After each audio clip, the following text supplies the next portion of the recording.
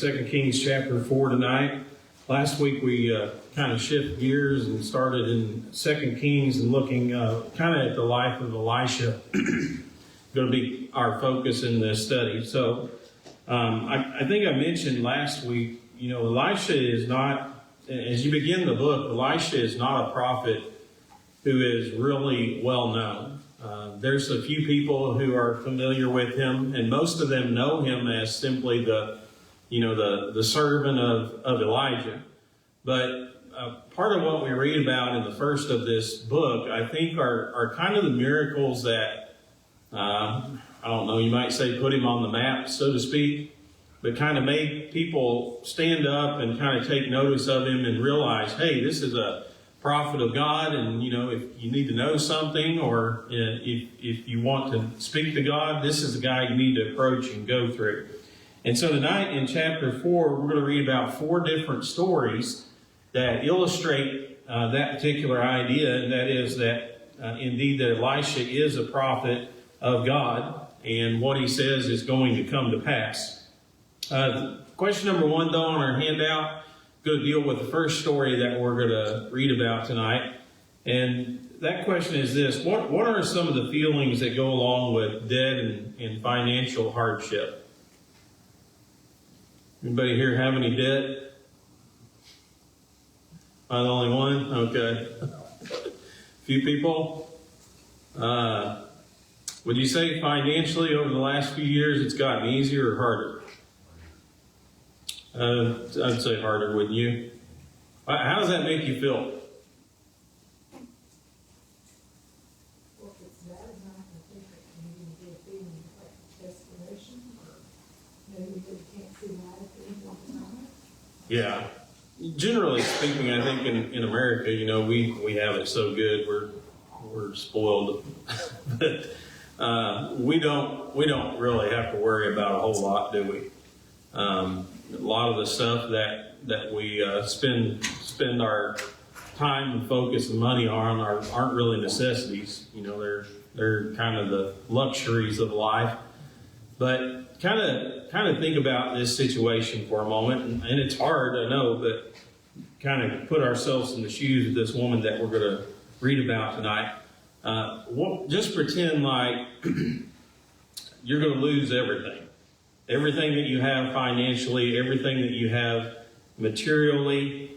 And you might say, well, okay, if I lose everything that I have, I can start over because I have a job. Well, let's just pretend like you lost your job too. How do you think you'd feel in that situation? Got no source of income, right? If it holds as it looks like it's going to, you're just going to lose everything that you have. It'd be pretty hard, wouldn't it, as a human being? Be pretty devastating to us. And so do you think there'd be any stress associated with that? Yeah. Desperate. What are we going to do? How are we going to live here upon this earth? And those are all legitimate questions if you find yourself in that situation. Well, that's the first story that we're going to read about tonight, because we find a lady who is exactly in that situation. So question number 2 on your handout is, what was her exact predicament, this widow that we read about here in this first story?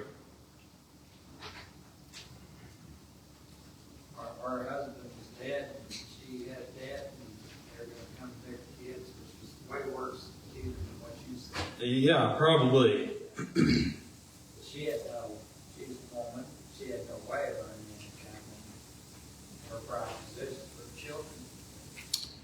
Yeah. And who was her husband, or what did he do?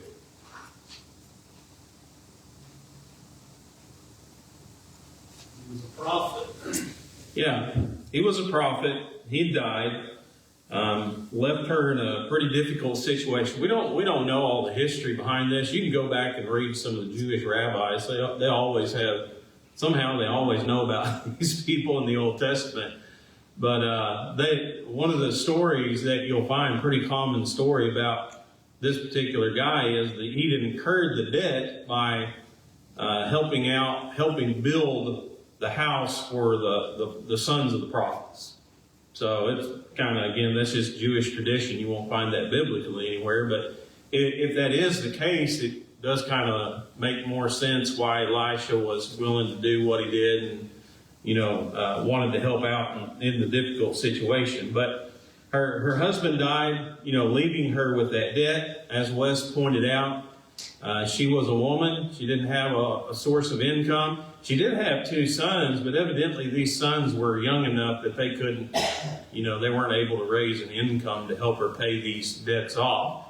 But what did the law state about a person, law of Moses, about a person if you had a debt? What could be done?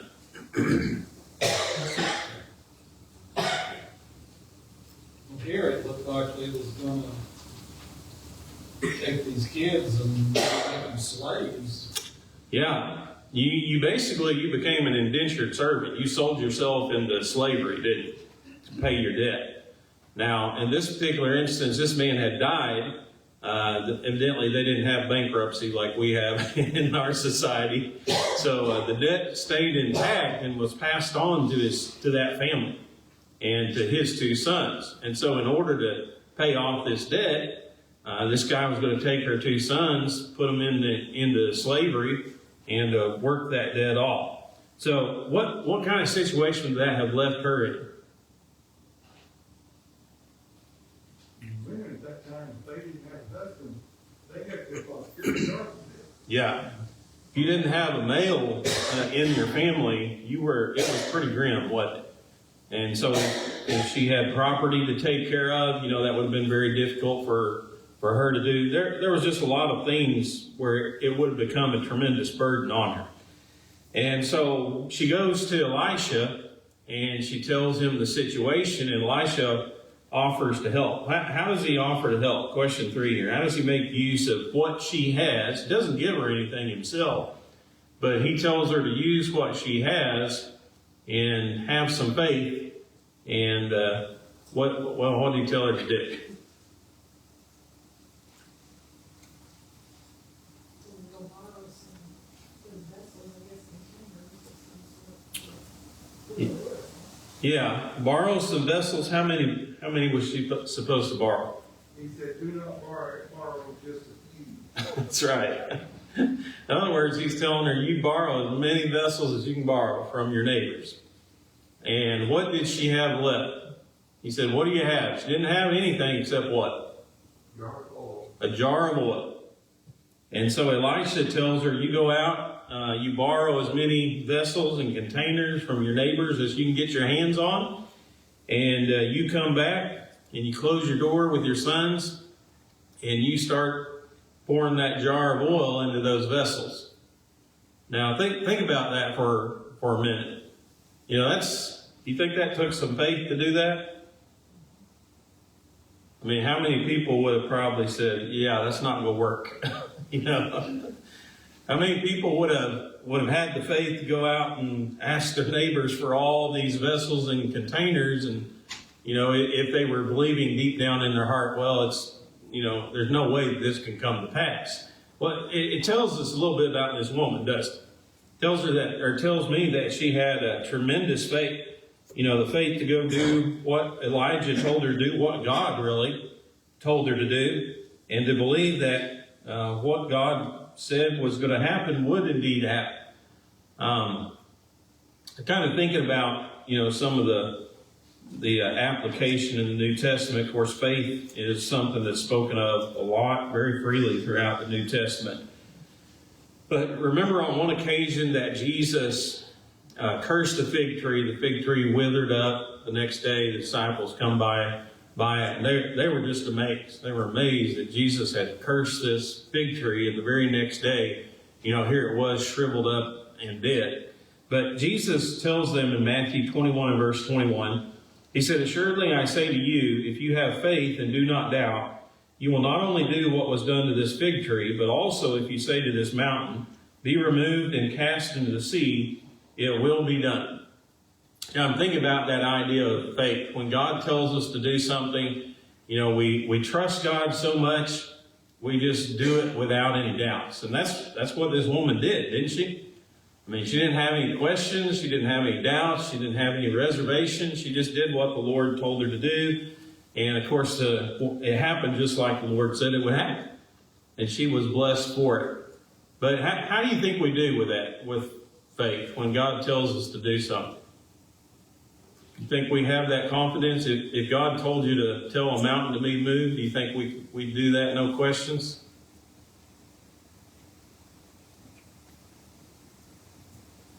We'd say, why do you want us to do that?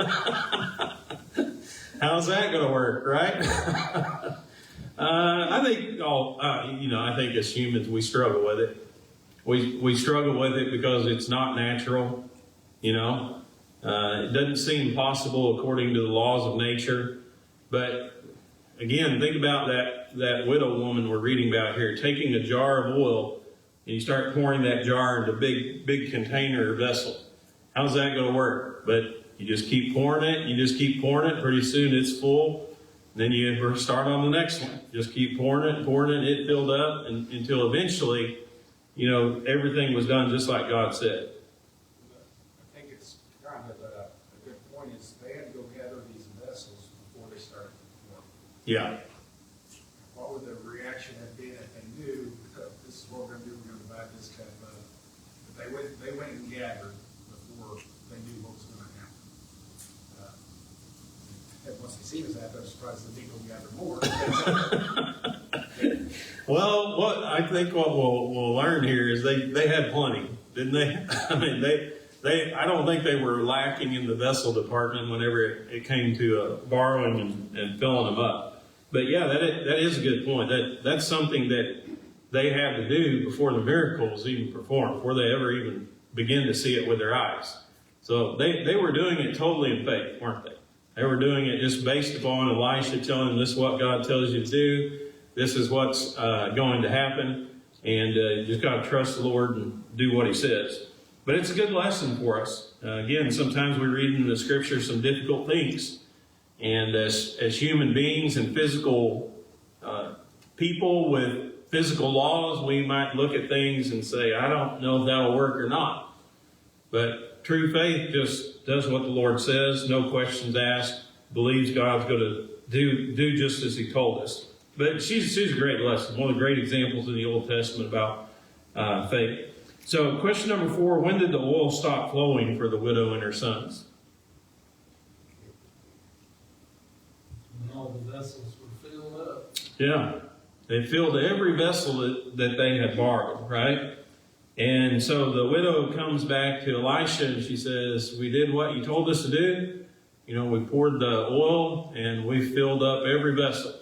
Every vessel that we borrowed is full. So now the question becomes, what are we supposed to do with it? What does the Lord want us to do with it, right? Because this was a miracle.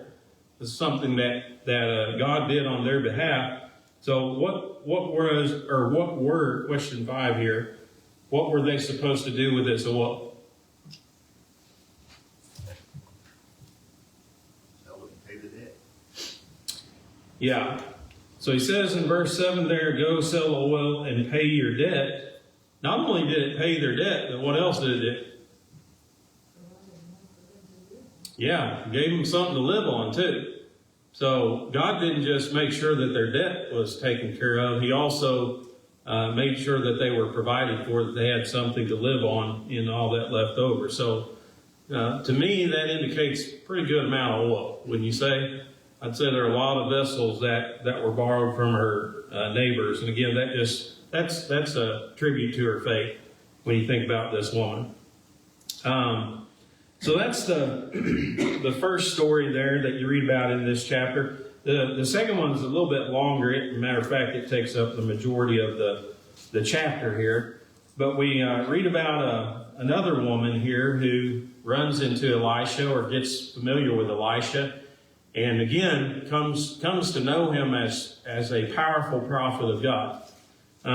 So we read about a woman who was extending some hospitality to Elijah. What do we learn about this woman? What are some of the characteristics that she has here?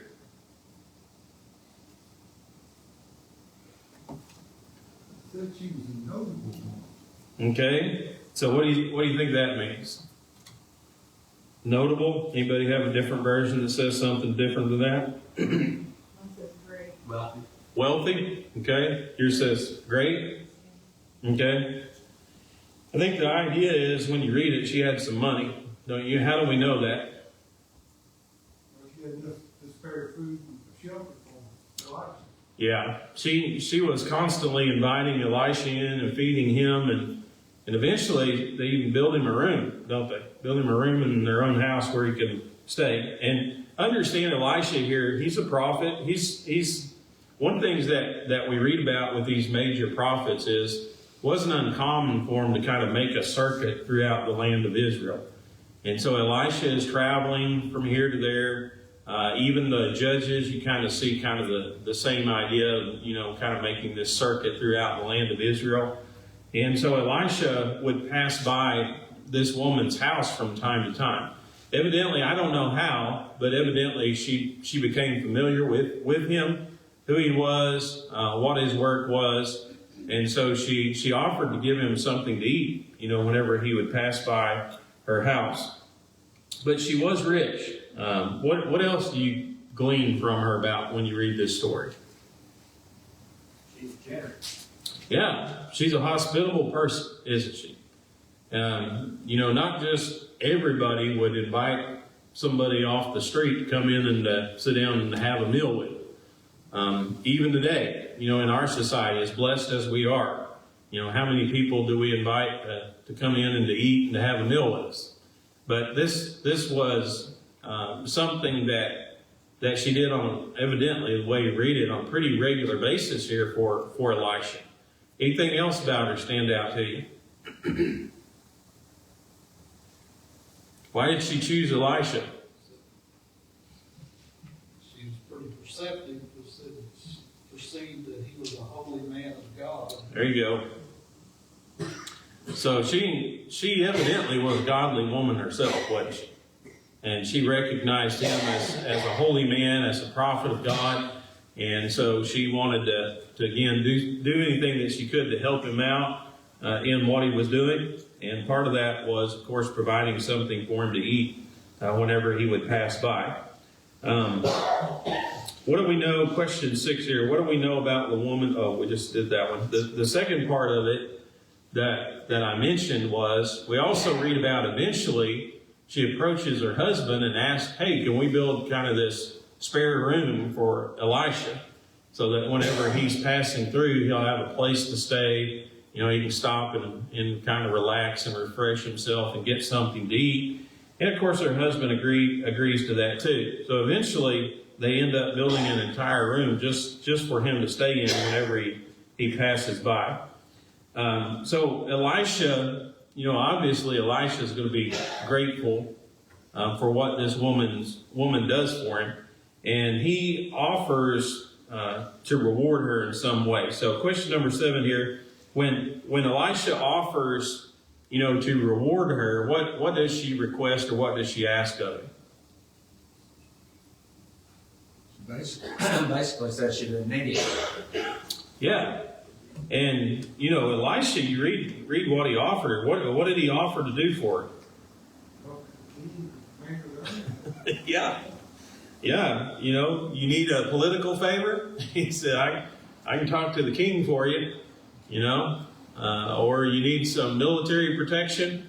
You need an army out here, some soldiers out here to help take care of obviously she's a rich individual, her husband's rich, going to have a lot of possessions, would have trouble with thieves and robbers like anybody in that day and age. I can do that for you. But she just simply tells him, hey, I don't want anything in return. She graciously declined any offer or any request that he could do for her. Think about that principle as Christians. Jesus taught about the importance of our helping others, didn't he? And what should be our motive in helping other people?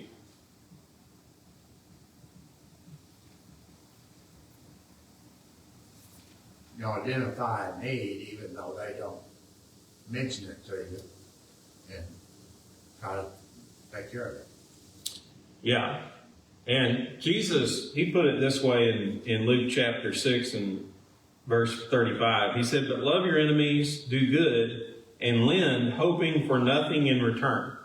And your reward will be great, and you will be the sons of the Most High, for he is kind to the unthankful and evil."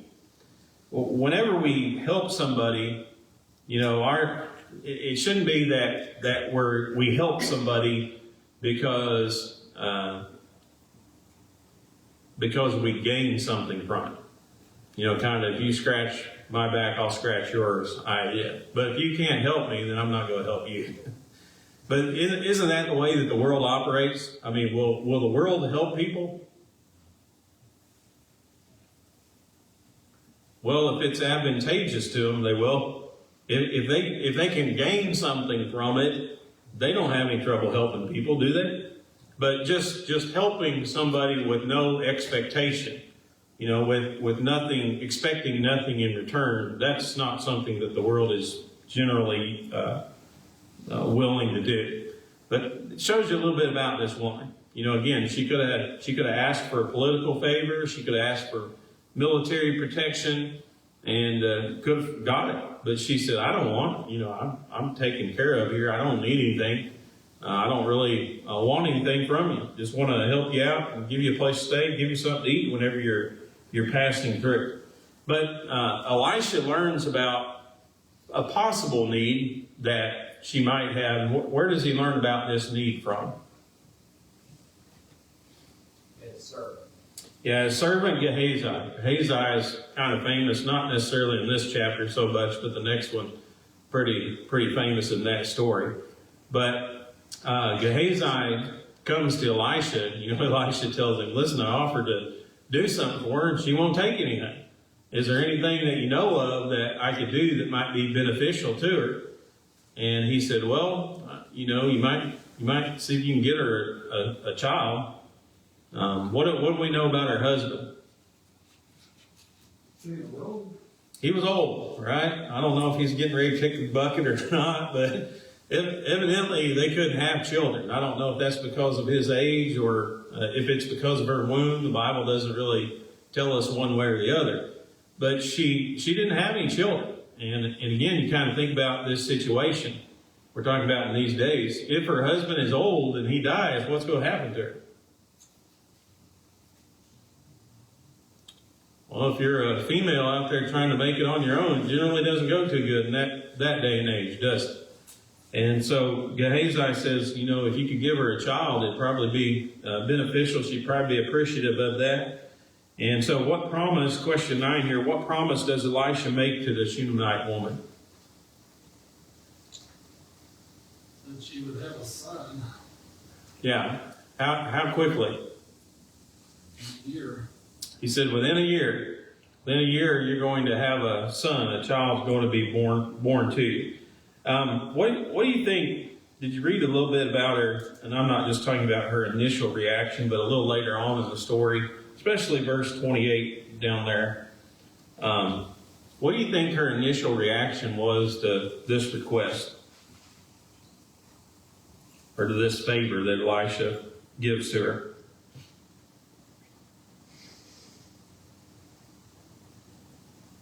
She more or less told him not to make a promise he couldn't keep or something. I don't remember the exact wording of it. Yeah, it's a little bit tricky in the original language, but it's something that we would probably say along the lines is, don't tell a lie in the church building. You're in church, don't tell a lie. And that's kind of what she says. You're a prophet of God. Don't be yanking my chain here. It wasn't something that, and when you read about in verse 28, this is kind of a little bit different to me too. She kind of pointed out, she said, I didn't really ask for this. It's just something that you gave me. I didn't tell you to give it to me. But it's still the idea here, I think, that maybe maybe a little bit of objection to it. Maybe there were some fears or apprehensions that she had that come along with having children. Are there any fears or apprehensions that come along with children? Would you say yes or no?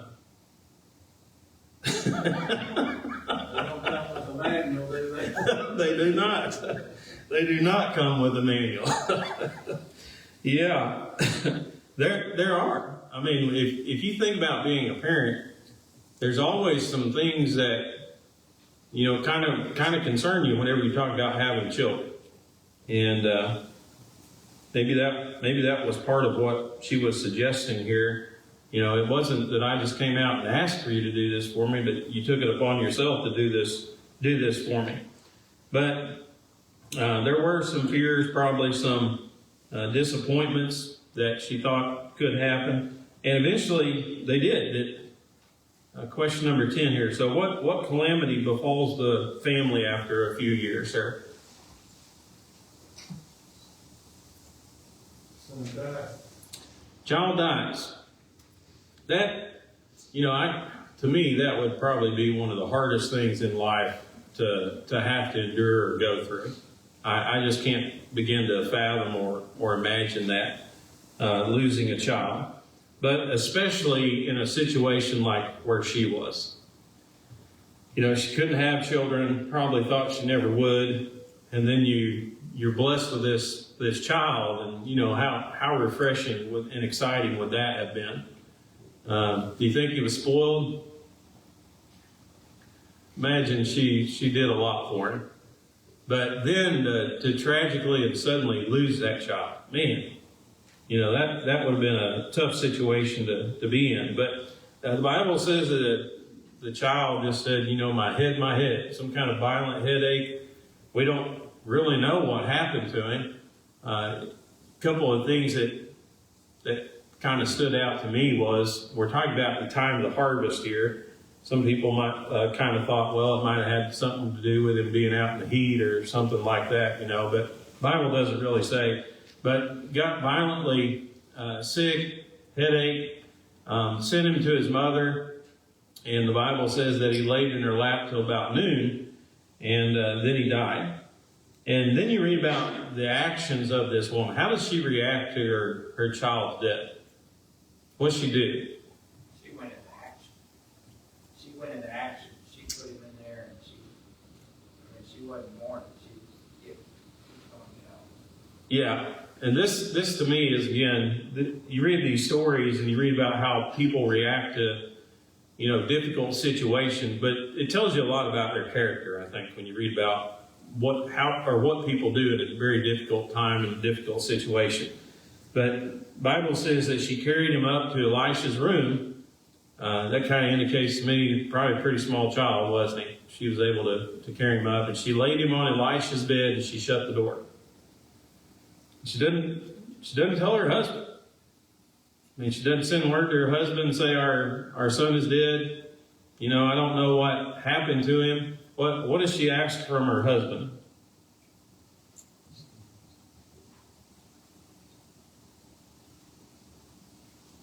servant donkey. Yeah. She said, hey, can you send one of your servants and send the donkey over here? I need to go see Elisha. You go talk to him. But again, you read the story, no mention of their child's death. And how does the husband react to that?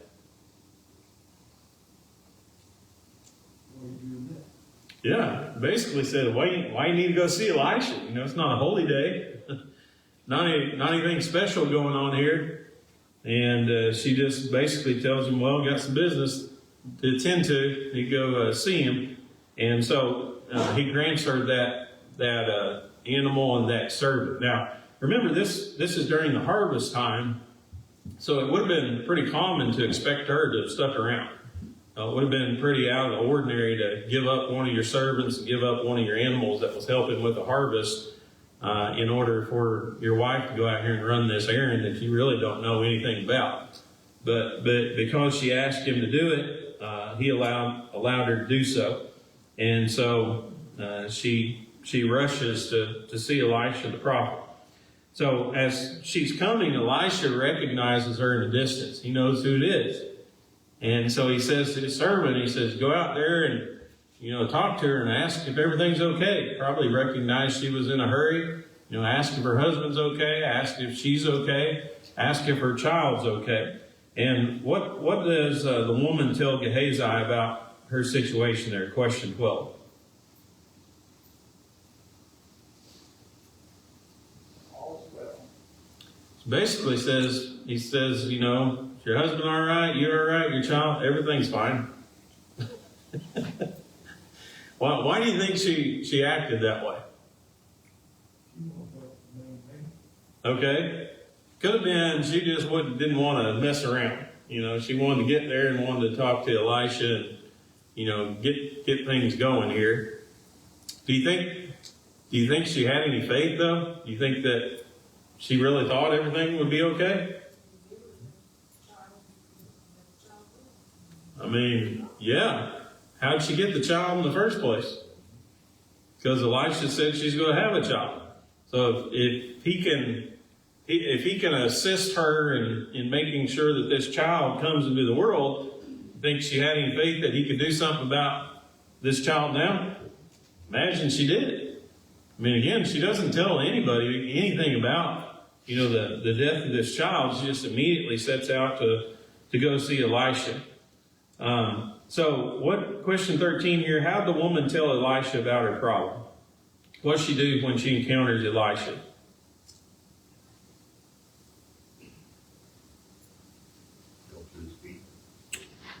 Yeah, she kneels on the ground, she grabs his feet. Gehazi takes exception to that.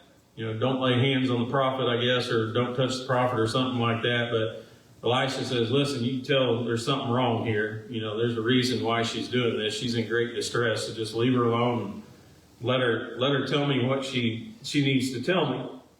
And, of course, when she talks about that, that's one of the things that she says there in verse 28. Did I ask for this child? Why are you going to give me a child if you're just going to take him away from me? And you think about that question. Which one do you think would be more painful? Not being able to have a child or having a child and that child dying? I don't know. I mean, that'd be pretty difficult both ways, wouldn't it? But I think that's kind of what she's saying there. This pain, you've caused me more pain than you've helped me. I didn't hurt this bad whenever I didn't have children. Now he gave me this child and now he's dead. So what does she insist that Elisha does? Question 14.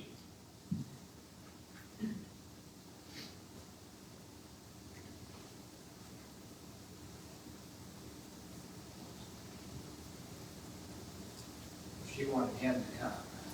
Yeah, the first thing he says is, he tells Gehazi, take my staff and you run over there and take care of this. But she's not having any of it, is she?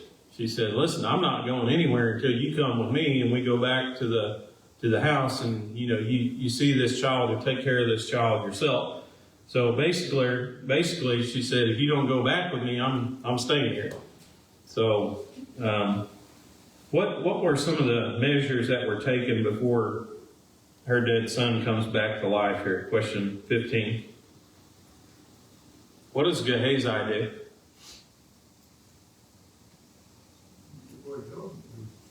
Yeah, and he was told to take Elisha's staff and to lay it on this child, and so he obviously, probably younger and a little bit more nimble than two people traveling together here. He gets there before they do, and he takes that staff and lays it on the child, and what happens?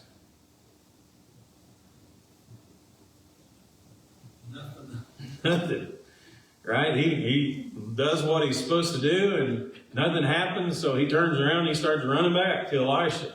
Meets Elisha and this woman on the road and says, listen, I did what you told me to do, but nothing happened. He's not come back to life. So what does Elisha do? What are some of the things that he does before the life of this child is restored? Pray. That's a pretty good place to start, isn't it? What else? laid upon the child. Yeah, he stretches himself out on the child. Bible says he puts his eyes to the child's eyes, his hands to the child's hands, his mouth to the child's mouth. And when he does that, what happens? The child became warm. Body starts becoming warm, doesn't it? But that's not the end of it. Then we read about Elisha. He's pacing back and forth through the house, probably praying some more, goes back up, stretches himself out on him again. Child sneezes 7 times, and he comes back to life. So, all those things, again, you read about these stories and you say, why are these recorded here in the Bible, and why did God do these things? And part of, I think, the reasoning behind this is it's kind of establishing Elisha here as a well-known prophet of God, kind of establish him as a figure within Israel itself. And notice this lady's response here, question 16. How does she respond to her son being restored? What does Elisha tell her to do? Take up her son. Yeah, says, hey, come hold your child here. Think about that as a parent. I mean, your child died and all of a sudden they're restored back to life. What do you think the first thing you'd do was? Probably go hug my kid, wouldn't you? And that's what Elisha tells her to do, but what does she do instead?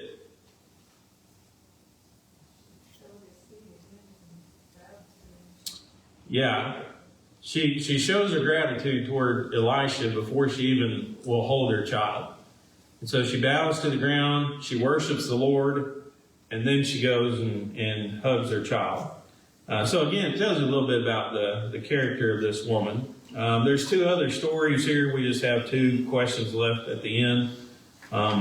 One was about during a drought, the sons of the prophet are trying to find something to eat, make a pot of stew. Don't know it, but they go out and they pick a poisonous vegetable and put it in the stew. And as they're beginning to eat, I guess somebody recognized the vegetable inside of the stew and cried out, "Don't eat it, it's poisonous. There's death in the pot." But Elisha does a miracle that reverses it. How does Elisha reverse the death in the pot? With the flour. Put some flour in it.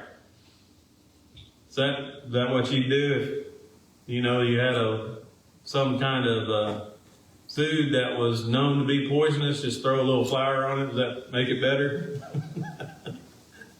Not generally, right? So something miraculous took place here.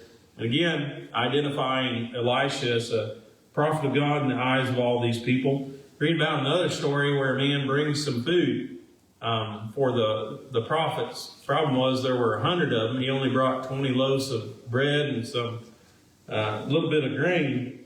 But Elisha takes that and begins dividing it up. Even one of his servants tells him, what are we supposed to do with this? This isn't going to feed 100 people. But he begins dividing it up, and the Bible says it fed everybody. And not only did it feed everybody, but also had leftovers too. But kind of thinking about this principle here, 20 loaves of bread weren't enough for 100 people. How many loaves did Jesus use to feed thousands? Yeah, 5. Well, one story it was 5, wasn't it? But 5 loaves to feed thousands. But if 20 loaves weren't enough for 100 people, it tells you a little bit about the miracle that Jesus did in the New Testament. So, again, all these things, you read about them, and they're interesting stories. They're certainly principles that we can learn from them, but I think the main thing that I get from them is kind of this establishment of Elisha as a well-known figure and prophet of God in the eyes of the people.